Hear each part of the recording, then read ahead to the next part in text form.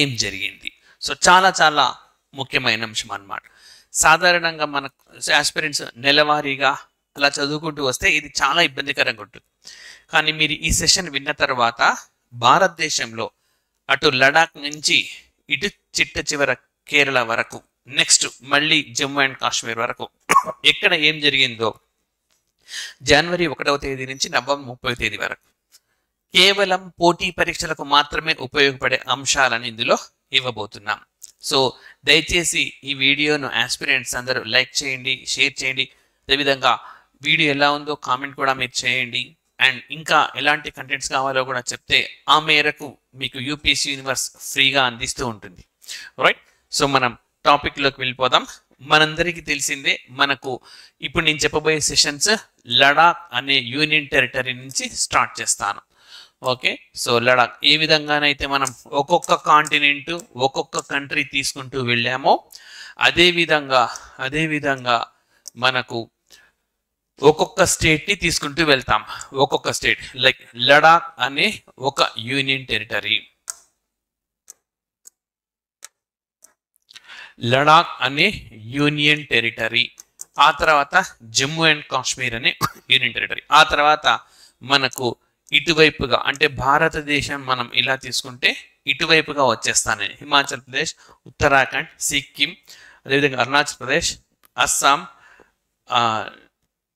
Nagaland, Manipur, Mizoram, Meghalaya, Tripura, west Bengal, Orissa, Andhra Pradesh. So Andhra Pradesh, Telangana రెండు skip చేస్తాను. అవి పెద్ద ఎత్తున సో జనవరి నుంచి డిసెంబర్ 31వ తేదీ వరకు తెలుగు రాష్ట్రాల్లో ఆంధ్రప్రదేశ్ సపరేట్గా అండ్ తెలంగాణకు సపరేట్గా మీకు యూపీఎస్సీ యూనివర్స్ అందిస్తుంది సపరేట్గా. సో అండ్ నెక్స్ట్ ఇట్లా ఒరిస్సా రాష్ట్రము, దెన్ తమిళనాడు, కేరళ, దానిపైన కర్ణాటక, గోవా, మహారాష్ట్ర, గుజరాత్, రాజస్థాన్, పంజాబ్, హర్యానా, మధ్యలో రాష్ట్రాలు ఢిల్లీ, ఉత్తరప్రదేశ్, మధ్యప్రదేశ్, ఛత్తీస్గఢ్, జార్ఖండ్, బీహార్, ఇట్లా ప్రతి రాష్ట్రము కవర్ అయ్యేలా ఈ సెషన్స్ అనేవి మనకు ఉంటాయి. సో ముందుగా మనం లడాక్ నుంచి స్టార్ట్ చేద్దాం.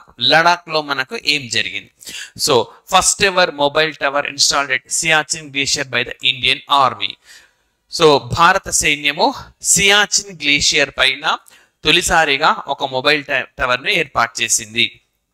సో సియాచిన్ గ్లేషియర్ ప్రపంచంలోనే అత్యంత ఎత్తులో ఉన్న యుద్ధ క్షేత్రము. ప్రపంచంలోనే అత్యంత ఎత్తులో ఉన్న యుద్ధ క్షేత్రంలో కమ్యూనికేషన్ కూడా ప్రారంభమైంది ఇక్కడే. సో ఈ విధంగా మనకు ఒక అంశం రీత్యా లడాక్ వార్తల్లో ఉంది.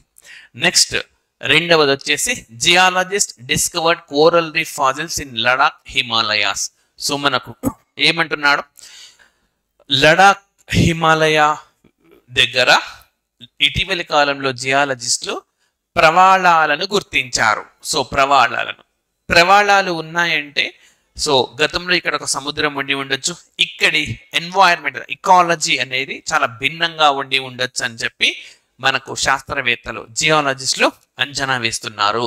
సో ఈ విధంగా హిమాలయాస్ లోని ఇటీవలి ఏ కేంద్ర పాలిత ప్రాంతంలో భారతదేశంలో ప్రవాళాలను గుర్తించారు, ప్రవాళాలకు సంబంధించిన ఫాజిల్స్ అనమాట, శిలాజాలను గుర్తించారు అంటే లడాక్ లో గుర్తించినారు. Next world's highest combat airfield. So ప్రపంచంలో అత్యంత ఎత్తులో మనకు లైక్ వాయు యుద్ధ క్షేత్రం భారత్ లోని ఏ కేంద్ర పాలిత ప్రాంతంలో తీసుకొని వచ్చినారంటే లడాక్ లో తీసుకొని వచ్చినారు. అక్కడ ఏర్పాటు చేశారు. ఎవరు ఏర్పాటు చేశారంటే బార్డర్స్ రోడ్ ఆర్గనైజేషన్ వీళ్ళు ఏర్పాటు చేశారు. 1960 సంవత్సరంలో ఏర్పాటైన ఈ బార్డర్ రోడ్ ఆర్గనైజేషన్ అనేది మనకు ఈ సంవత్సరంలో వార్తల్లో బాగా ఉంది. ఎందుకు వార్తల్లో ఉంది అంటే మనకు భారతదేశంలోనే మొట్టమొదటి స్టీల్ స్లాగ్ రోడ్, ఈ బీఆర్ఓ వేసిన steel slag road Arunachal Pradesh లో ఏర్పాటు చేశారు. అదేవిధంగా world's highest combat airfield కూడా బీఆర్ఓని తీసుకొని వచ్చింది, బార్డర్స్ రోడ్ ఆర్గనైజేషన్, సరిహద్దు రహదారి విభాగం. అదేవిధంగా భారతదేశంలో మొట్టమొదటి hydrogen fuel cell bus Ladakh లో వచ్చింది. సో ఇది నేను సేమ్ ఇదే పాయింట్ మహారాష్ట్రలో కూడా చెప్తాను, అప్పుడు మీకు అనుమానం వస్తుంది, మహారాష్ట్రలో ఇది లడాక్ లో చెప్పారు మళ్ళీ మహారాష్ట్రలో కూడా చెప్తున్నారు అని అనుమానం రావచ్చు. డిఫరెన్స్ ఏంటంటే ముంబైలో నిజానికి మొట్టమొదటి హైడ్రోజన్ వనరుగా హైడ్రోజన్ ఆధారంగా నడిచే బస్సు వచ్చింది, కానీ అది కేవలం టెస్ట్ కోసం చేసింది. కానీ కమర్షియల్ పద్ధతిలో, వాణిజ్య పద్ధతిలో అంటే ప్రయాణికులను అనుమతిస్తూ నిర్వహించిన తొలి బస్సు మనకి ఏ ప్రాంతంలో వచ్చింది అంటే లడాక్ ప్రాంతంలో వచ్చింది. అండ్ నెక్స్ట్ మరి ప్రపంచంలోనే అత్యంత ఎత్తులో ద్విచక్ర వాహనాలు నడిచే ద్విచక్ర వాహనాలు కాదు, వెహికల్స్ ఏవైనా సరే నడవగలిగే రహదారిని మనకు ఏ కేంద్ర పాలిత ప్రాంతంలో ఏర్పాటు చేశారంటే లడాక్ అనే కేంద్ర పాలిత ప్రాంతంలో ఏర్పాటు చేశారు. అదేవిధంగా భారతదేశంలోనే తొలిసారిగా ఫ్రోజన్ లేక్ మారథాన్ లడాక్ లో పాంగాంగ్ సోలో నిర్వహించినారు. ఆల్రెడీ ఇది నిర్వహించినారు. 40K రన్ అనమాట. అదే ప్రత్యేకత ఏంటంటే భారతదేశంలో ఈ విధంగా అత్యంత ఎత్తులో ఉండే ఒక సరస్సు వద్ద నిర్వహించడం ఇదే మొదటిసారి. మరి పాంగాంగ్ సో అనేది ప్రపంచంలోనే అత్యంత ఎత్తులో ఉన్న ఒక ఉప్పు నీటి సరస్సు, సాల్ట్ లేక్. సో ఇది హిమాలయాల్లో ఉంటుంది. ఇప్పుడు అనుమానం రావచ్చు, హిమాలయాలు ఓకే అంటే మనకు మంచుతో కూడుకొని ఉందన్నమాట. మంచుతో ఈ గంగా నది కానీ, బ్రహ్మపుత్ర నది కానీ, సింధు నది కానీ, ఈ నదులన్నీ మనకు మంచు కరగడం వల్ల వస్తున్నవే, రైట్? మంచు కరగడం వల్ల వస్తున్న ఈ నదులు మంచినీళ్ళుగా ఉండాలి. మరి ఆ మంచు కరగడం వల్ల ఏర్పాటైన ఈ సరస్సు అనేది ఏ విధంగా ఉప్పు నీటిని కలిగి ఉంటుంది అని చెప్పి క్వశ్చన్ అన్నమాట, రైట్? సో చాలా ఇంపార్టెంట్ పాయింట్ ఇది. ఇది ఒక ఎగ్జోటిక్ లేక్ అని అంటే ఇన్కమింగ్ ఉంటుంది కానీ అవుట్ గోయింగ్ అనేది ఉండదు, అంటే వచ్చిన నీళ్లు అక్కడే స్టోర్ అయిపోతాయి. సో ఈ విధంగా ఉంటుంది కాబట్టి అక్కడ నీళ్లు ఉప్పు నీళ్లుగా మారిపోయినాయి అనమాట. సాల్ట్ కంటెంట్ అనేది పెరుగుతుంది. సో ఆ విధంగా ప్రపంచంలోనే అత్యంత ఎత్తులో ఉండే సాల్ట్ లేక్ గా దీన్ని చెప్తారు. సో అక్కడ భారతదేశంలోనే మొట్టమొదటి మనకు అత్యంత ఎత్తులో ఒక మారథాన్ రన్ నిర్వహించారు. సో ఈ విధంగా మనకు లడాక్ అనే ప్రాంతము వార్తల్లో ఉన్నది. Next Jammu and Kashmir. లడాక్ తర్వాత మనం డిస్కస్ చేయబోతున్న కేంద్ర పాలిత ప్రాంతము జమ్మూ అండ్ కాశ్మీర్. మరి ఇక్కడ తుషార్ మహాజన్ రైల్వే స్టేషన్ అని చెప్పి ఉన్నది. మరి తుషార్ మహాజన్ రైల్వే స్టేషన్ పేరును రైట్ కొత్తగా ఏర్పాటు చేశారు. యాక్చువల్ గా మనకు ఉదాంపూర్ రైల్వే స్టేషన్, ఆ రైల్వే స్టేషన్ పేరు ఏం పేరంటే ఉదాంపూర్ రైల్వే స్టేషన్. దాని పేరుని తుషార్ మహాజన్ రైల్వే స్టేషన్ అని మార్చారు. భారతదేశంలో ఈ సంవత్సరం పేరు మార్పులు అనేది పెద్ద టాపిక్ యాక్చువల్ గా, రైట్? సో మనకు ఈవెన్ మహారాష్ట్రలో ముంబైలో కూడా మనకు ఒక చర్చిగేట్ రైల్వే స్టేషన్ పేరును మార్చారు, సిడి దేశ్ముఖ్ అని చెప్పి. సో చాలా ప్రాంతాల పేర్లను కూడా మార్చారు. ఢిల్లీలో మనకు రాజ్పథ్ పేరును కూడా మార్చారు, కర్తవ్య పద్ అని చెప్పి పెట్టారు. ఈ విధంగా మనకు ఔరంగాబాద్ పేరు మార్చడం కానీ, మధ్యప్రదేశ్లో సుల్తాన్పూర్ పేరు మార్చడం, చాలా ప్రాంతాల పేర్లు మారిపోయినాయి ఈ సంవత్సరం. సో ఏ రాష్ట్రానికి ఆ రాష్ట్రాన్ని మేము చెప్పుకుంటూ వస్తాం. మరి ఇక్కడ ఉదాంపూర్ రైల్వే స్టేషన్ పేరును తుషార్ మహాజన్ రైల్వే స్టేషన్ అని చెప్పి మార్చారు. ఇది ఎక్కడ ఉన్నది, ఎవరి పేరు మీద మార్చారు, ఇలాంటి క్వశ్చన్స్ మనకు ఎగ్జామ్ లో వచ్చే అవకాశం ఉన్నది. Next JJM means okay, so Jal Jeevan Sarvekshan. Okay, so మరి జల్ జీవన్ దేశవ్యాప్తంగా జల్ జీవన్ సర్వేక్షణ్ నిర్వహిస్తే శ్రీనగర్ ఓకే బాగా పర్ఫామ్ చేసిన నగరంగా ఒక రికార్డు క్రియేట్ చేసింది, రైట్? సో దేశవ్యాప్తంగా 114 హర్ఘర్ జల్ సర్టిఫైడ్ విలేజెస్ ను దాటుకొని మరి శ్రీనగర్ లోని అన్ని ప్రాంతాలు ఈ ఘనతను దక్కించుకున్నాయి అని చెప్పొచ్చు. చాలా ఇంపార్టెంట్ అన్నమాట. Next tulip garden. సో ఏసియాలోనే అతిపెద్ద ఒక గార్డెన్ గా లేదా పార్క్ గా మనకు జమ్మూ అండ్ కాశ్మీర్ లో శ్రీనగర్ లో ఉండే తులిప్ గార్డెన్ ఓకే ఒక కొత్త రికార్డు క్రియేట్ చేసింది. అండ్ నెక్స్ట్ అదే విధంగా floating store. So Amazon India భారతదేశంలోనే మొట్టమొదటిసారిగా తేలియాడే ఒక స్టోర్ ను అమెజాన్ స్టార్ట్ చేసింది. ఎక్కడ అంటే జమ్మూ అండ్ కాశ్మీర్ లో. సో తేలియాడే స్టోర్ ఇది ఏం చేస్తుంది అని అంటే, మనకు అమెజాన్ అంటే తెలిసిందే, మనం ఆన్లైన్లో ఆర్డర్లు చేసిన ఆర్డర్లో ఏదైనా కొనడానికి అప్లై చేసినప్పుడు మనకు డెలివరీ చేస్తుంది అన్నమాట. అయితే ఇక్కడ లోకల్ జమ్మూ అండ్ కాశ్మీర్లో స్థానికంగా లభించే వస్తువులన్నిటిని కూడా తీసుకొని అమెజాన్ ఆ లోకల్ ఒక గదిలో స్టోర్లో నిల్వ ఉంచుకుంటుంది. అడిగిన వాళ్ళకి అది డెలివరీ చేస్తుంది. ఆ స్టోర్ అనేది ఇప్పుడు మీరు అక్కడక్కడ చూడొచ్చు, అమెజాన్ వాళ్ళ స్టోర్స్ అన్ని తెచ్చుకొని వస్తువులు అక్కడ నిల్వ ఉంచుకుంటారు. అది తేలియాడే స్టోర్గా ఉన్నదన్నమాట. సో భారతదేశంలోనే మొట్టమొదటి తేలియాడే స్టోర్ మనకు అమెజాన్ లో వచ్చింది. And most important point, lithium reserves. So ప్రస్తుతం మనకంతా బ్యాటరీల యుగం నడుస్తూ ఉన్నది. సో ఓకే, ఈ బ్యాటరీని యూజ్ చేసి వెహికల్స్ కానీ కార్లు కావచ్చు, అదేవిధంగా మన 2 వీలర్స్ కావచ్చు, బ్యాటరీ 2 వీలర్స్ ఇవన్నిటికీ లిథియం అవసరం అవుతుంది. మన దగ్గర అందుబాటులో లేదు కాబట్టి దిగుమతి చేసుకోవాల్సి ఉంటుంది. అయితే భారతదేశ అవసరాలకు దాదాపుగా 80% తీర్చగలిగే లిథియం రిజర్వ్స్ ను ఇటీవల జమ్మూ అండ్ కాశ్మీర్ లో గుర్తించినారు. అయితే వీటిని ఎక్స్ప్లాయిట్ చేయడం అన్నది, వీటిని తవ్వి తీసుకోవడం అనేది ఒక పెద్ద సవాల్తో కూడుకున్న ప్రక్రియ. ఎందుకంటే అక్కడి వాతావరణ పరిస్థితులు కావచ్చు, అక్కడి ట్రైబల్స్ ని డిస్లొకేట్ చేయాల్సి ఉంటుంది, మరి వాళ్ళకి పునరావాసం కల్పించాలి. ఇవన్నీ పెద్ద సవాల్తో కూడుకున్నవే. బట్ పెద్ద ఎత్తున మనకు లిథియం రిజర్వ్స్ అనేవి లభించాయి. నేరుగా ఎగ్జామ్ లో అడగొచ్చు అనమాట, భారతదేశంలో పెద్ద ఎత్తున లిథియం రిజర్వ్స్ ని ఇటీవలి కాలంలో ఎక్కడ గుర్తించారు అని చెప్పి. మనకు జమ్మూ అండ్ కాశ్మీర్ లో గుర్తించారు. రైట్.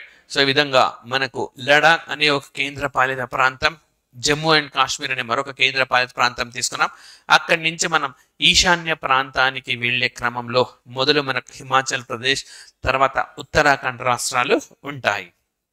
సో హిమాచల్ ప్రదేశ్ చూస్తే కన్నా భారతదేశంలో మొట్టమొదటి వర్టికల్ విండ్ టనెల్, రైట్, ఇది హిమాచల్ ప్రదేశ్ లో ఏర్పాటు చేశారు. So India's first vertical wind tunnel ఎక్కడ ఏర్పాటు చేశారు అని అడుగుతారు. హిమాచల్ ప్రదేశ్ లో ఏర్పాటు చేశారు. మరి వర్టికల్ విండ్ టనెల్ ఎవరికి సంబంధించి అంటే ఆర్మీకి సంబంధించింది. సో మనందరికి తెలిసిందే భూమికి గురుత్వాకర్షణ శక్తి ఉంటుంది. సో అలాంటి గురుత్వాకర్షణ శక్తి లేని ప్రదేశంలో దూకుతారనమాట. ఈ టనెల్లో ఎలాంటి పనిచేయదు. సో ఆ విధంగా దాన్ని తయారు చేస్తారు. సో అలాంటి ప్రదేశాల్లో వాళ్ళు ఫ్రీగా ఫాల్ అవుతూ ఉన్నప్పుడు ఎలాంటి మార్పులు జరుగుతాయి, ట్రైనింగ్ లో అదొక భాగం అన్నమాట. భారత సైన్యానికి సంబంధించింది ఇది. సో ఆ విధంగా మనకు నేరుగా అడిగే అంశం ఇది. సో హిమాచల్ ప్రదేశ్ లో మనకు పోటీ పరీక్షల్లో రాదగ్గ అంశం ఇది ఒక్కటే ఉన్నది. నెక్స్ట్ ఉత్తరాఖండ్ రాష్ట్రము. సో ఉత్తరాఖండ్ రాష్ట్రం భారతదేశంలో మొట్టమొదటిసారిగా కార్టోగ్రఫీ మ్యూజియం ఏ రాష్ట్రంలో వచ్చిందని అడుగుతాడు. ఉత్తరాఖండ్ రాష్ట్రంలో వచ్చింది. కార్టోగ్రఫీ అని అంటే మ్యాపింగ్ చేయడం అన్నమాట. సో ఆ విధంగా మ్యాపింగ్ చేసే మొట్టమొదటి మ్యూజియంగా మనం దీన్ని చెప్పుకోవచ్చు. రైట్. సో ఎవరెస్ట్ పేరు మీద దీన్ని ఎస్టాబ్లిష్ చేశారు. అదేవిధంగా లాస్ట్ ఇయర్ మనకి ఇదే ఉత్తరాఖండ్ లో భారతదేశంలోనే మొట్టమొదటి లిక్విడ్ మిర్రర్ టెలిస్కోప్ అంటే ద్రవ దర్పణపు టెలిస్కోప్ అనేది ఇక్కడే మనకు ఏర్పాటు చేశారు. Next Lansdowne renamed as Jaswantgarh. చాలా ఇంపార్టెంట్. ఇంతకుముందే చెప్పినాను నేను. ఈ సంవత్సరం భారతదేశంలో పెద్ద ఎత్తున పేరు మార్పులు ఉన్నాయి. ఇంతకుముందు మనకు చూసాం ఉదంపూర్ రైల్వే స్టేషన్ ని ఏమని పేరు మార్చారు. మనకు జమ్మూ అండ్ కాశ్మీర్ లో ఉదంపూర్ రైల్వే స్టేషన్ ని ఇంతకుముందు మనం డిస్కస్ చేసినాం. అది తుషార్ మహాజన్ అని మార్చినారు. మరి ఇక్కడ లాన్స్డౌన్ ఈయన భారతదేశానికి గవర్నర్ జనరల్ గా పనిచేసినారు. సో డఫ్రిన్ తర్వాత అంటే మనకు ఐఎన్సి ఏర్పాటు అయింది. ఇండియన్ నేషనల్ కాంగ్రెస్ 1885 డిసెంబర్ 28న ఏర్పాటైంది. సో అప్పుడు డఫ్రిన్ ఉన్నాడు. డఫ్రిన్ తర్వాత లాన్స్డౌన్ వచ్చినారు. నెక్స్ట్ మరి భారతదేశంలో మొట్టమొదటిసారిగా పట్టుపురుగులు తయారు చేసుకునే వ్యక్తులకు ప్రత్యేక బీమా పథకాన్ని తయారు చేసిన రాష్ట్రం, అందుబాటులో వచ్చిన రాష్ట్రం ఏదంటే ఉత్తరాఖండ్ రాష్ట్రము. రైట్. సో మనకు చాలా ఇంపార్టెంట్ పాయింట్ అన్నమాట ఇది. అదేవిధంగా uniform civil code. So uniform civil code కు సంబంధించి ఒక కమిటీని ఏర్పాటు చేసిన తొలి రాష్ట్రం ఇటీవలి కాలంలో ఉత్తరాఖండ్. గుజరాత్ లో కూడా హామీ ఇచ్చారు, ఇంకా ఏర్పాటు చేయలేదు.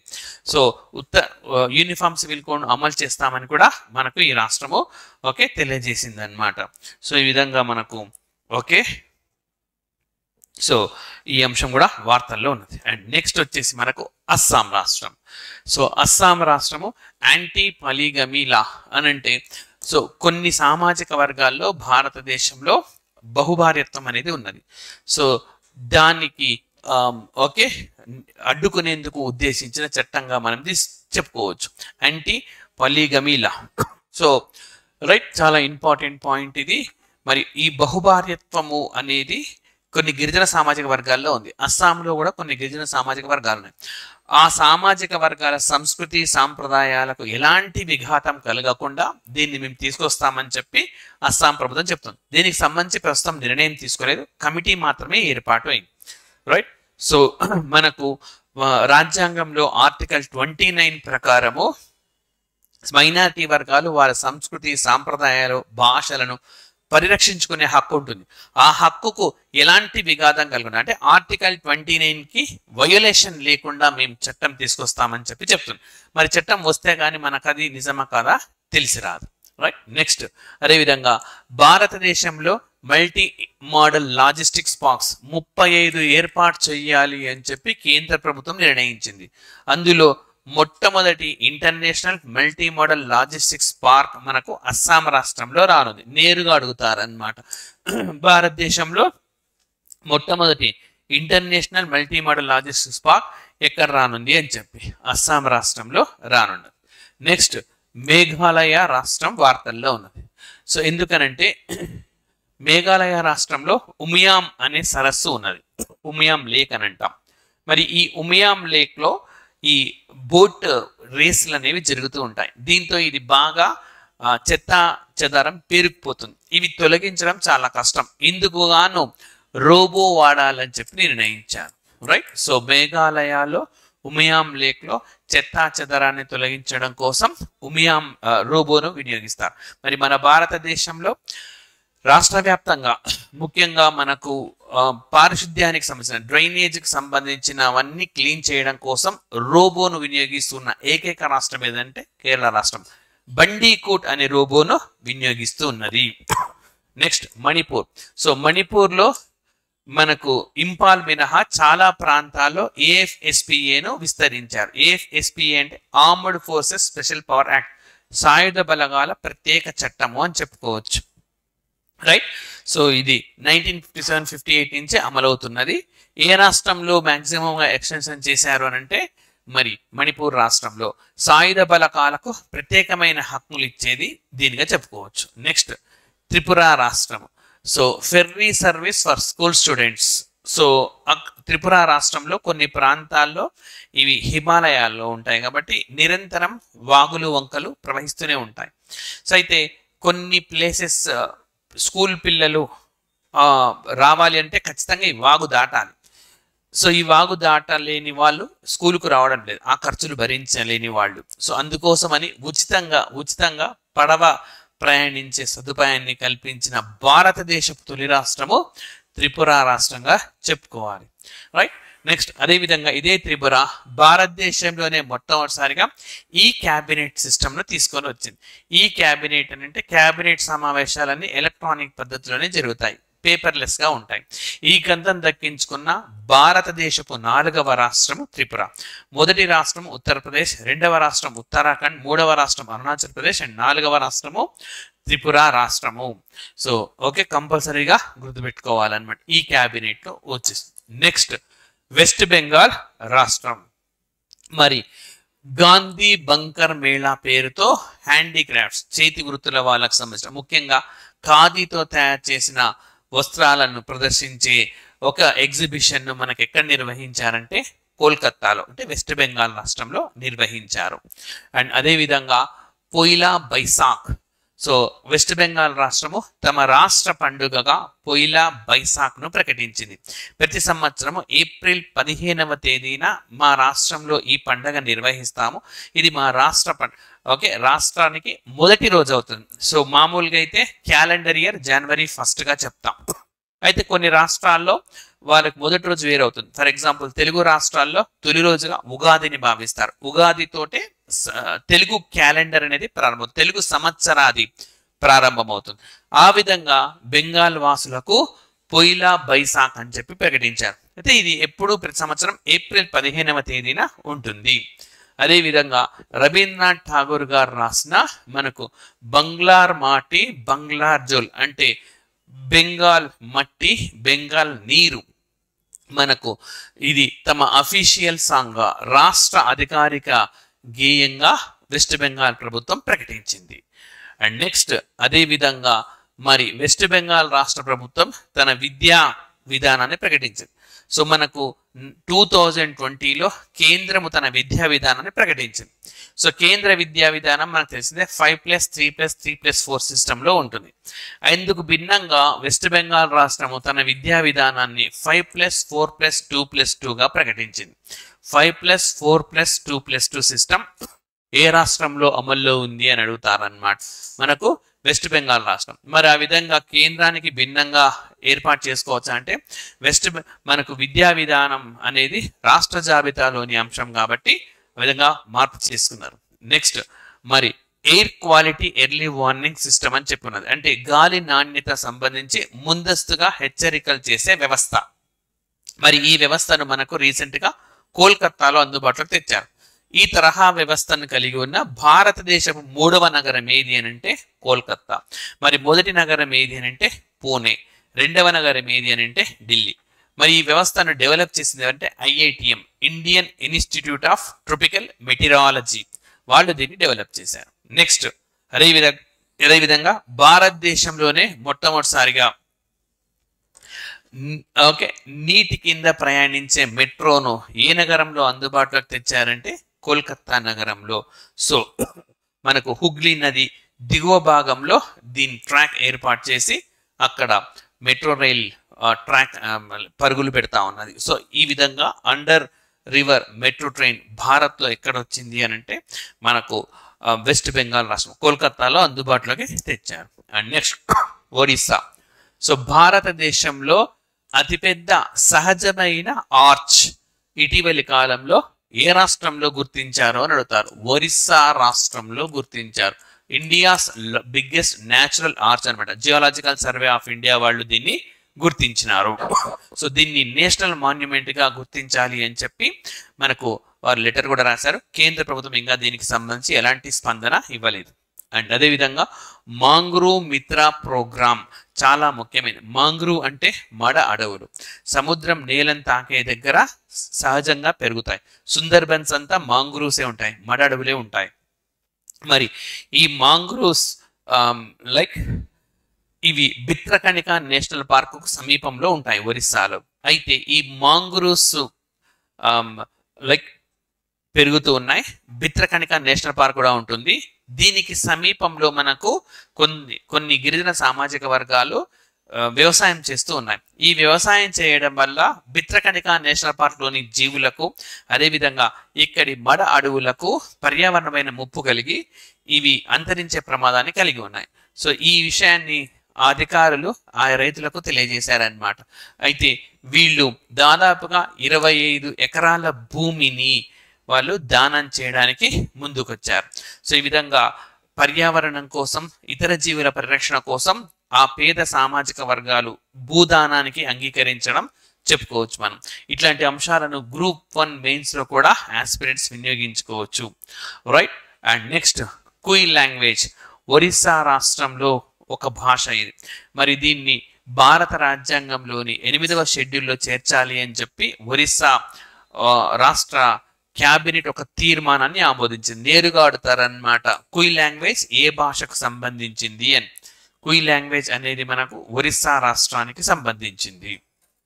సో 8వ షెడ్యూల్లో ప్రస్తుతం 22 భాషలు ఉన్నాయి మనకు. నెక్స్ట్ అదేవిధంగా భారతదేశంలో మొట్టమొదటిసారిగా కృత్రిమ మేధతో పనిచేసే న్యూస్ యాంకర్ ని ఏ రాష్ట్రంలో అందుబాటులోకి తెచ్చారంటే ఒరిస్సా రాష్ట్రంలో. ఒరిస్సా టెలివిజన్ కార్పొరేషన్ అన్నమాట. సో ఒక న్యూస్ యాంకర్ పేరు లీసా. సో కృత్రిమ మేధ సహాయంతో ఈ న్యూస్ యాంకర్ పనిచేస్తారు. అండ్ నెక్స్ట్ వచ్చేసి ఆమా కృషి ఐ. సో భారతదేశంలోనే వ్యవసాయ రంగంలో మొట్టమొదటి ఇది చాట్ బోట్ గా చెప్పుకోవచ్చు. చాట్ బోట్ అని అంటే మనకు అడిగిన ప్రశ్నకు సమాధానం చెప్తుంది. సో ఈ వ్యవసాయ రంగంలో రైతులకు ఎలాంటి అనుమానాలున్నా ఇక్కడ నివృత్తి చేసుకునే అవకాశం ఉంటుంది. భారతదేశంలోనే వ్యవసాయ రంగంలో మొట్టమొదటి చాట్ బోర్డ్ గా ఒరిస్సా రాష్ట్రంలోని ఆమా కృషి ఏఐని చెప్తారు. రైట్. అదేవిధంగా ఢిల్లీలో కూడా బాల్ మిత్ర అని చెప్పి మరొక చాట్బాట్ అందుబాటులోకి వచ్చింది. మనకు రాష్ట్ర బాలల హక్కుల పరిరక్షణ కమిషన్ ఉంటుంది. ఆ కమిషన్ ముందు ఈ బాల్ మిత్ర ఉంటుంది. ఈ బాల్ మిత్ర ఎలాంటి అనుమానాలు, బాలల హక్కులకు సంబంధించిన అనుమానాలన్నా వాళ్ళు క్వశ్చన్ అయితే ఆన్సర్ చెప్తుంది. అదేవిధంగా మనకు మధ్యప్రదేశ్లో కూడా జస్ట్ టాస్క్ అని చెప్పి ఒక చాట్ బోట్ను United Nations Fund for Population Activities సంస్థ అందుబాటులోకి తెచ్చింది. రైట్. అండ్ నెక్స్ట్ తమిళనాడు రాష్ట్రము. అది తమిళనాడు రాష్ట్రం మనకు ఇది కూడా కృత్రిమ ఆధారితంగా పనిచేసే rail like elephant safety and rail tracks తీసుకొని వచ్చింది. సో ఇటీవల కాలంలో మనం చూసాం లైక్ ఎలిఫెంట్ హ్యూమన్ కాన్ఫ్లిక్ట్ అన్నమాట. సో ఇందులో భాగంగా రైళ్లు ట్రాక్ దాటుతున్నప్పుడు తెలియకుండా రైళ్లు రావడం, ఢీకొనడం వల్ల అవి చనిపోతున్నాయి. సో ఈ రైలు ఏనుగుల మృతిని అడ్డుకోవడం కోసం కృత్రిమ మేధాతో పనిచేసేది వలయార్ రైల్వే సెక్షన్లో అందుబాటులోకి తెచ్చారు.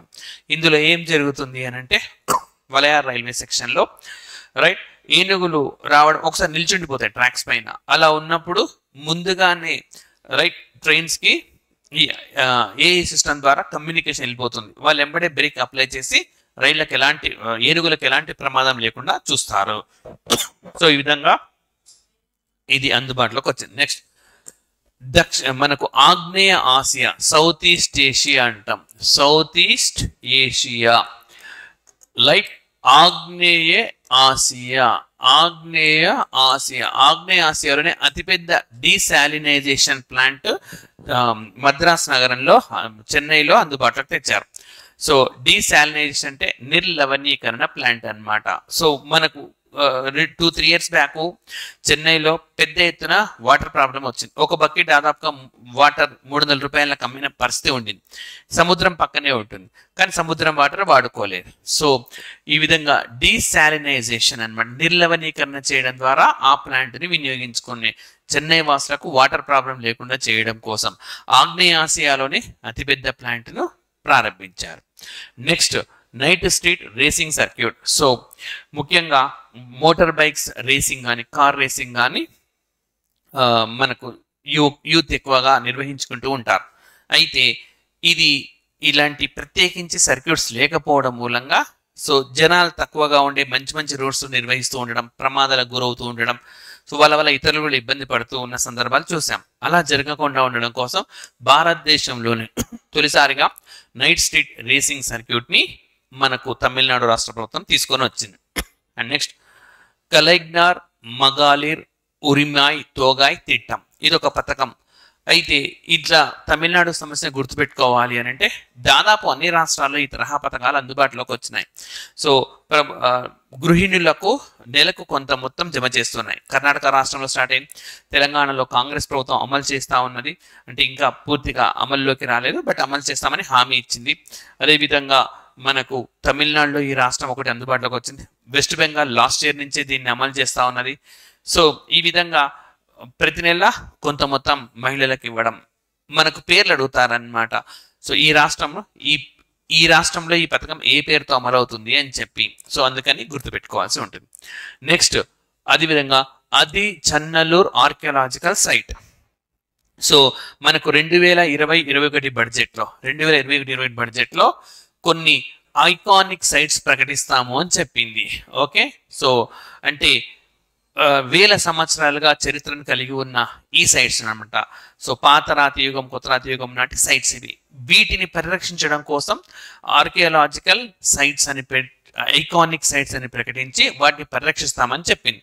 సో ఇవి ఏవేవి ఉన్నాయంటే బడ్జెట్లో ప్రకటించినవి రాకీ గరి హర్యానాలో, ఇది సింధు నాగరికత కాలం నాటిది. హస్తినాపూర్ ఉత్తరప్రదేశ్లో, సో ఇక్కడికి సమీపంలోనే ఇప్పుడు కొత్త ఢిల్లీ డెవలప్ అయింది. అదేవిధంగా ధోలవీరా గుజరాత్లో, ఇది మనకు సింధు నాగరికత కాలం నాటి నగరం. శివసాగర్ అస్సాంలో, వీటితో పాటు తమిళనాడులో అది చన్నల్లూర్ అనే సైట్ అన్నమాట. సో వీటిని 2021 బడ్జెట్లో ప్రవేశపెట్టిన మరి ఆర్థిక అంశాల రీత్యా లైక్ ఫైనాన్షియల్ ప్రాబ్లమ్స్ రీత్యా మెల్లిమెల్లిగా ఒక్కొక్కటి అమలు చేస్తున్నారు. తాజాగా ఈ సంవత్సరం ఏది ప్రారంభం అంటే అది చన్నల్లూరు. సో 2021 బడ్జెట్లో ఐకానిక్ సైట్లో పేర్కొననిది ఏది అని అంటాడు. సో పేర్కొన్నవి ఏవో తెలిస్తే పేర్కొనని వాటిని గుర్తుపెట్టుకోవచ్చు. నెక్స్ట్ అదేవిధంగా భారతదేశంలో మొట్టమొదటి డ్రోన్ టెస్టింగ్ సెంటర్ను తమిళనాడులో మద్రాసులో ఏర్పాటు చేశారు. సో మనకి ఇప్పుడు వెహికల్స్ తయారవుతున్నాయి, వెహికల్స్ టెస్ట్ చేసే సెంటర్స్ ఏ కంపెనీ వాడు ఆ కంపెనీ పెట్టుకున్నాడు, కానీ డ్రోన్స్ని ఓకే పనిచేస్తున్న టెస్ట్ చేయడానికి ఎక్కడ కూడా లేవు. సో ఆ లోటును భర్తీ చేయడం కోసం మొట్టమొదటిసారిగా తమిళనాడులో common testing centre for drones అన్నమాట అందుబాటులోకి తెచ్చారు. అదేవిధంగా భారతదేశంలో మొట్టమొదటిసారిగా పోలీసులు ఒక ప్రత్యేకమైన డ్రోన్ యూనిట్ ప్రారంభించారు. తమిళనాడు మొత్తం ఇది సర్వే చేస్తూ ఉంటుంది డ్రోన్, రైట్. కెమెరా కూడా ఫిక్స్ అయి ఉంటుంది, ఇక్కడ ఏం జరుగుతుంది ఎంబడే క్యాచ్ చేస్తుంది. లైక్ ఫర్ ఎగ్జాంపుల్ ఒక స్ట్రీట్లో చైన్ స్నాచింగ్ జరిగింది అని తెలిసినా కూడా ఎంబడే డ్రోన్ క్యాప్చర్ చేస్తే ఇమేజెస్ సంబంధించి చైన్ స్నాచర్ చేసిన వాడు ఎక్కడికి వెళ్తున్నాడు డ్రోన్ ద్వారా ప్రయాణించవచ్చు అన్నమాట. సో ఈ విధంగా భారతదేశంలోనే ఈ తరహా వ్యవస్థ మరి 3.6 కోట్లతో తమిళనాడులో అందుబాటులోకి తెచ్చారు. నెక్స్ట్ మరి ఆర్కే షణ్ముగం చెట్టి భారతదేశంలో మొట్టమొదటి ఆర్థిక శాఖ మంత్రి ఈయన. భారతదేశానికి మొట్టమొదటిసారిగా బడ్జెట్ ను ప్రవేశపెట్టింది కూడా ఈయన్నే. మరి ఈయన లైక్ విగ్రహాన్ని కేంద్ర మంత్రి పీయూష్ గోయల్ కోయంబత్తూరులో ఆవిష్కరించినారు. సో ఈ విధంగా ఇన్ని అంశాల రీత్యా మనకు తమిళనాడు రాష్ట్రము వార్తల్లో ఉన్నది. నెక్స్ట్ కేరళ రాష్ట్రము. సో భారతదేశంలో ప్రతి నగరంలో అంటే రాష్ట్రంలోని ప్రతి జిల్లాలో హాల్ మార్కింగ్ సెంటర్ మొట్టమొదలు ఎక్కడ అందుబాటులోకి వచ్చిందనంటే కేరళ రాష్ట్రంలో. హాల్ మార్కింగ్ సెంటర్ అని అంటే లైక్ బంగార నాణ్యతను నిర్ణయించేది. ఇదుక్కి అనే ఒక జిల్లాలో మినహా అన్ని జిల్లాల్లో ఇది అందుబాటులో ఉంటుంది కేరళలో. ఇప్పుడు ఆ జిల్లాలో కూడా ఈ కేంద్రాన్ని ప్రవేశపెట్టారు. ఈ విధంగా కేరళలో అన్ని ప్రాంతాల్లో హాల్ మార్కింగ్ సెంటర్ ఒకే ఒక ప్రాంతంలో వచ్చింది. అది ఏది అని అంటే మనకు కేరళ రాష్ట్రంలోనే, రైట్. సో నెక్స్ట్ వచ్చేసి మలాయ్. సో చాలా ముఖ్యమైనది మనకు, రైట్. ఇది తోలుతో బ్యాగ్స్ తయారు చేస్తారు, లెదర్ బ్యాగ్స్ అంటాం, లెదర్ బ్యాగ్స్. సో ఇప్పటిదాకా మనం లెదర్ బ్యాగ్స్, లెదర్ పర్సులు, లెదర్ బెల్టులు చూసాం. ఇవన్నీ కూడా జంతువుల తోలుతో తయారు చేసేవి. అయితే మరి జంతువులకు ఈ క్రమంలో హాని కూడా కలుగుతాం.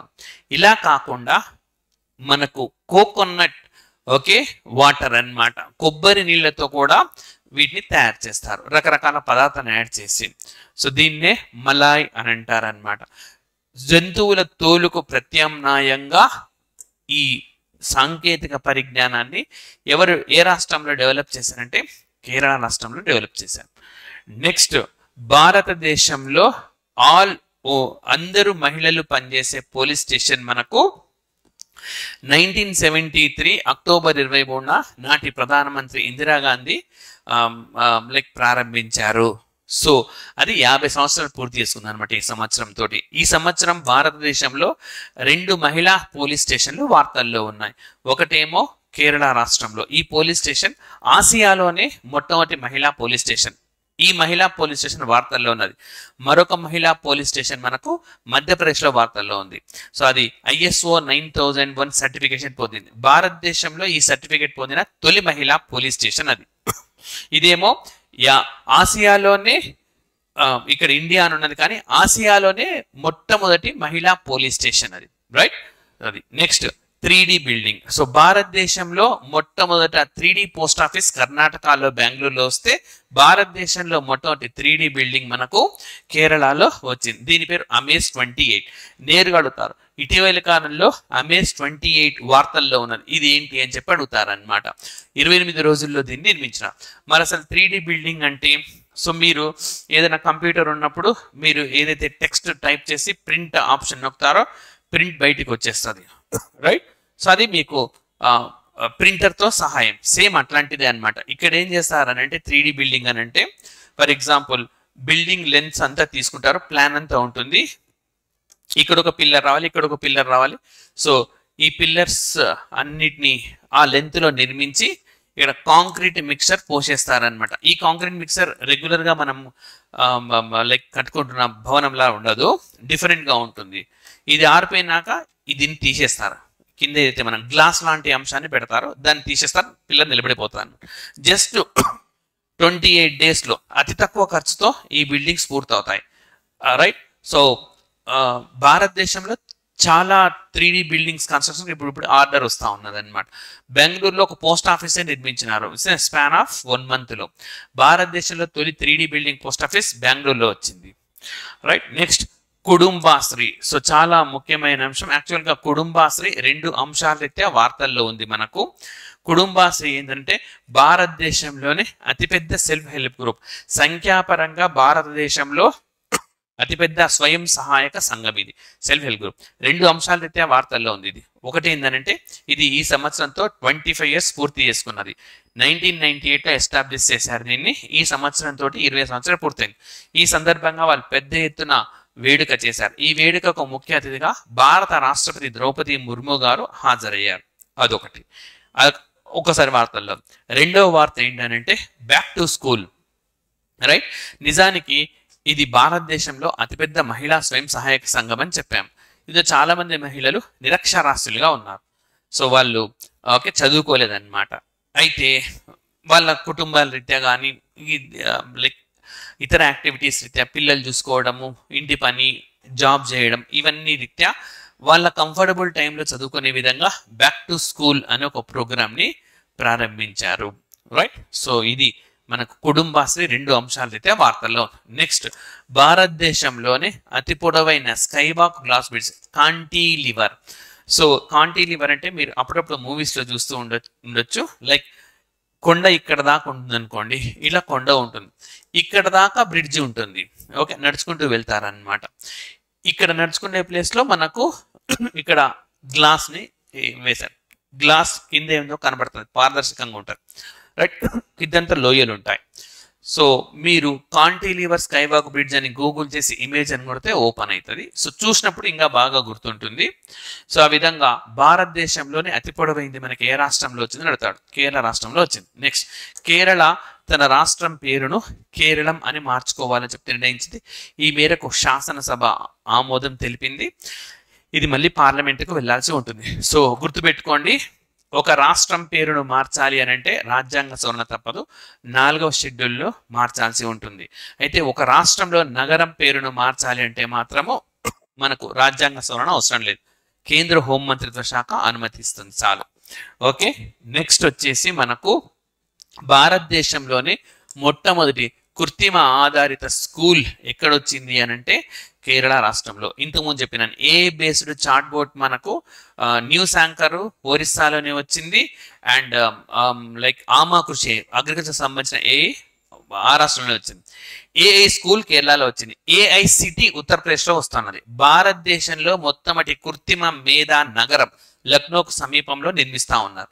సో ఏఐకి సంబంధించి మ్యాచ్ ద ఫాలోయింగ్ లో ఇవన్నీ అడిగే అవకాశం మనకుంది. అండ్ నెక్స్ట్ భారతదేశంలో మొట్టమొదటిసారిగా ఇంటర్నెట్ ను ఒక హక్కుగా ఇచ్చిన రాష్ట్రం ఏది అని అడిగితే కేరళ రాష్ట్రము. రైట్. మరి భారతదేశంలో నడకను హక్కుగా ఇచ్చిన తొలి రాష్ట్రం అంటే పంజాబ్ అన్నమాట. ఈ 2 ఈ సంవత్సరంలోనే జరిగిన డెవలప్మెంట్స్ బాగా అడిగే అవకాశం ఉన్నది. సో నెక్స్ట్ భారతదేశంలో ఫుల్లీ ఈ గవర్న్ స్టేట్. సో ప్రతిదీ కూడా ఎలక్ట్రానిక్ పద్ధతిలో సర్వీసెస్ ను అందిస్తున్న తొలి రాష్ట్రం ఏది అని అంటే మనకు కేరళ రాష్ట్రం. అండ్ అదేవిధంగా భారతదేశంలో ప్రతి పంచాయతీలో ఒక క్రీడా మైదానాన్ని అందుబాటులోకి తెచ్చిన రాష్ట్రం ఏంటంటే కేరళ. 1 పంచాయత్ 1 ప్లే గ్రౌండ్ అనే స్కీమ్ లాంచ్ చేసింది అనమాట. 1 పంచాయత్ 1 ప్లే గ్రౌండ్.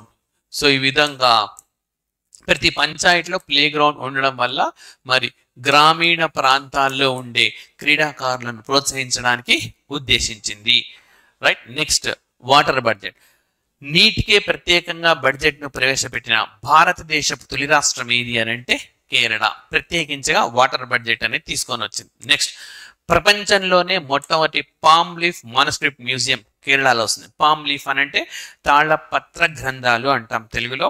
సో ఈ తరహా గ్రంథాలను ప్రపంచంలోనే మొదటిసారిగా ప్రారంభించిన రాష్ట్రం ఏది అని అంటే మ్యూజియం తీసుకొని వచ్చింది. నెక్స్ట్ భారతదేశంలో 100% బ్యాంకింగ్ డిజిటల్ సర్వీస్ ను అందుకున్న తొలి రాష్ట్రము కేరళ. అంటే ఎప్పుడు చెప్తారంటే బ్యాంకింగ్ డిజిటల్ అని ప్రతి ఖాతాదారుడు ఏదో ఒక బ్యాంక్ ఆపరేషన్ చేయగలరు ఎలక్ట్రానిక్ పద్ధతిలో. అంటే ఇదర్ మనీని లైక్ వేరే అకౌంట్లకు పంపడం కానీ, సంథింగ్ ఏదో ఒక ట్రాన్సాక్షన్ అన్నమాట బ్యాంక్ ద్వారా చేయాలి, ప్రతి ఖాతాదారుడు చేయాలి. అలాంటి సందర్భంలోనే బ్యాంకింగ్ డిజిటల్ సర్వీస్ అచీవ్ అయింది అంటారు. ఈ గంతం దక్కించుకున్న భారతదేశపు మొదటి రాష్ట్రము కేరళ. నెక్స్ట్ మరి భారతదేశంలో ఎంజీఎన్ఆర్ఈజీఏలో భాగంగా పనిచేసే లేబర్ కు సంక్షేమ వ్యవస్థను తీసుకొని వచ్చిన తొలి రాష్ట్రం ఏది అని అంటే కేరళ రాష్ట్రం. సో ఎంజీఎన్ఆర్ఈజీ అంటే Mahatma Gandhi national rural employment guarantee act. ఇందులో పనిచేసే వాళ్ళకి పెన్షన్ ఇస్తున్నారు. సో ఇక్కడ మరొకటి చెప్తాను, gig workers. Okay, gig workers కు భారతదేశంలో తొలిసారిగా సంక్షేమ బోర్డును తీసుకొని వచ్చిన తొలి రాష్ట్రం అంటే రాజస్థాన్. ఎంజీఎన్ఆర్ఏజీఏ వర్కర్లకు సంక్షేమాన్ని తీసుకొని వచ్చిన తొలి రాష్ట్రము అని అంటే కేరళ రాష్ట్రం. నెక్స్ట్ కొల్లం అనే జిల్లా. కేరళలో కొల్లం అనే జిల్లా వార్తల్లో ఉన్నది. ఎందుకనంటే ఇది భారతదేశపు మొట్టమొదటి రాజ్యాంగపు జిల్లా, India's first constitutional district. So constitutional district అని అంటే ఈ జిల్లాలోని ప్రతి పౌరుడికి కనీస అవగాహన ఉంటుంది. రాజ్యాంగం అంటే ఏంటి, రాజ్యాంగం మనకి ఏమి ఇచ్చింది, ఎలాంటి హక్కులు ఇచ్చింది, ఎలాంటి విధులను ఇచ్చింది, అండ్ రాజ్యాంగంలోని ఆదేశ సూత్రాలు ఏంటి, ప్రవేశిక ఏంటి, ప్రవేశికలోని పదాలేంటి, ఇలా ప్రతి పౌరుడికి అవగాహన కల్పించినారు. సో ఈ తరహా నిర్ణయం తీసుకున్న, ఈ తరహా గంతం దక్కించుకున్న ఏకైక జిల్లా, తొలి జిల్లా కొల్లం. ఇంకొకటి కూడా చెప్తాను, భారతదేశంలో ప్రవేశిక, రాజ్యాంగంలో ప్రవేశిక ఉంది, ప్రియాంబుల్ను తప్పనిసరి చేసిన రాష్ట్రం ఏది అని అంటే కర్ణాటక రాష్ట్రం. భారతదేశం తొలి లైక్ కాన్స్టిట్యూషనల్ డిస్ట్రిక్ట్, రాజ్యాంగపు జిల్లా అంటే కొల్లం. నెక్స్ట్ వయనాడ్. వయనాడ్ జిల్లా వార్తల్లో ఉంది, వయనాడ్ నియోజకవర్గం వార్తల్లో ఉంది, రెండు వేరు. మరి వయనాడ్ జిల్లా ఎందుకు వార్తల్లో ఉంది అని అంటే మరి భారతదేశంలో పౌరులకు రకరకాల కార్డ్స్ ఉంటాయి. ప్రతి ఒక్కరికి ఆధార్ కార్డు ఉంటుంది. మరి ఉద్యోగాలు చేసే వాళ్ళకి పాన్ కార్డ్ కంపల్సరీ, 18 ఏళ్ళు దాటితే ఓటర్ కార్డు కంపల్సరీ, అండ్ మరి అర్హులైతే వైట్ రేషన్ కార్డు వస్తుంది. ఇంకా రకరకాల కార్డ్స్ అన్నమాట. ఆయా రాష్ట్ర ప్రభుత్వం వివిధ పథకాలు అమలు చేస్తూ ఉంటుంది. అవి ఆరోగ్యశ్రీ లాంటి పథకాలు కావచ్చు. వయనాడ్ జిల్లాలో ప్రతి గిరిజనుడికి తనకు ఏది ఎలిజిబిలిటీ ఉందో ఆ కార్డు ఉందన్నమాట. సో భారతదేశంలో ఈ గంటను సాధించిన మొట్టమొదటి జిల్లా వయనాడ్ జిల్లా. రైట్, అంటే ఒక గిరిజనుడు ఉన్నాడు, తనకు ఆధార్ కార్డు ఉంది, తనకు పాన్ కార్డు ఉన్నది, తనకు రాష్ట్రం అమలు చేసే లబ్ధి చేకూర్చే ఏ కార్డు ఆ కార్డు అన్ని అందినాయి, ప్రతి గిరిజనుడికి అందింది. సో ఇది గంతం దాకించుకున్న ఏకైక జిల్లా. మరి వయనాడ్ నియోజకవర్గం ఎందుకు వార్తల్లో ఉంది అంటే వయనాడ్ నియోజకవర్గానికి ప్రాతినిధ్యం వహిస్తున్న రాహుల్ గాంధీ ఆయన డిస్క్వాలిఫై అయ్యారు. సూరత్ హైకోర్టు డిస్క్వాలిఫై చేసింది ఆయన్ని. కారణం ఏంటంటే ఆయన మోడీ అనే ఒక సర్నేమ్తో ఉండే వాళ్లను దూషించారని, సో పరువు నష్టం కలిగించారని చెప్పి డిఫమేషన్ కేసు అన్నమాట. సూరత్ హైకోర్టు ఆయన అభ్యర్థిత్వాన్ని రద్దు చేసింది, ఆయన డిస్క్వాలిఫై చేసింది. అయితే ఆయన గుజరాత్ హైకోర్టుకి వెళ్ళారు. గుజరాత్ హైకోర్టు ఈ తీర్పును సమర్థించింది. దీంతో ఆయన సుప్రీంకోర్టుకి వెళ్ళారు. సుప్రీంకోర్టు మాత్రం ఈ జడ్జిమెంట్ పైన స్టే విధించింది. దీంతో మళ్ళీ ఆయన లోక్సభ సభ్యుడు అయ్యారు. వయనాడ్ నియోజకవర్గం ఎందుకు వార్తల్లో ఉంది అంటే ఓకే, రాహుల్ గాంధీ రీత్యా వయనాడ్ నియోజకవర్గం వయనాడ్ జిల్లా ఎందుకు వార్తల్లో ఉందంటే అది అర్హులైన అందరికీ అన్ని కార్లు అందించారు. నెక్స్ట్ మరి ఫిబ్రవరి 21, 2023 ఈ రోజున కేరళ రాష్ట్రము తన స్థానిక భాష మలయాళం భాషలో జడ్జిమెంట్ ఇచ్చింది. సో భారతదేశంలో విధంగా స్థానిక భాషలో ఒక జడ్జిమెంట్ రావడం అనేది ఇదే మొదటిసారి. నెక్స్ట్ బండికోట్. సో ఇది ఆల్రెడీ చెప్పినాను, మేఘాలయ చెప్పినప్పుడు చెప్పాను. మేఘాలయలో ఉమియాం అనే ప్రాంతంలో మనకు చెరువుని క్లీన్ చేయడం కోసం రోబోట్ని వినియోగించారు. కేరళలో సో అన్ని ప్రాంతాలు, గ్రామీణ ప్రాంతాలు, పట్టణ ప్రాంతాల్లో మొత్తం ఈ డ్రైనేజ్ అంతా కూడా బండికోట్ అనే రోబోనే క్లీన్ చేస్తుంది. రైట్, అయితే 2018లోనే దీన్ని ఇంట్రడ్యూస్ చేశారు. పట్టణాలకు, పెద్ద పెద్ద మున్సిపాలిటీలకు మాత్రమే పరిమితమై ఉండింది. బట్ ఇప్పుడు రాష్ట్రం మొత్తం దీన్ని విస్తరించినారు. రైట్, సో మనం ఈ సెషన్లో లడాక్ నుంచి కేరళ దాకా చూసాం. మనకి నెక్స్ట్ సెషన్లో కర్ణాటక నుంచి బీహార్ రాష్ట్రం మనకు చివర, అక్కడి వరకు నెక్స్ట్ సెషన్లో మీకు యూపీఎస్సీ యూనివర్స్ అందిస్తుంది. So thank you very much.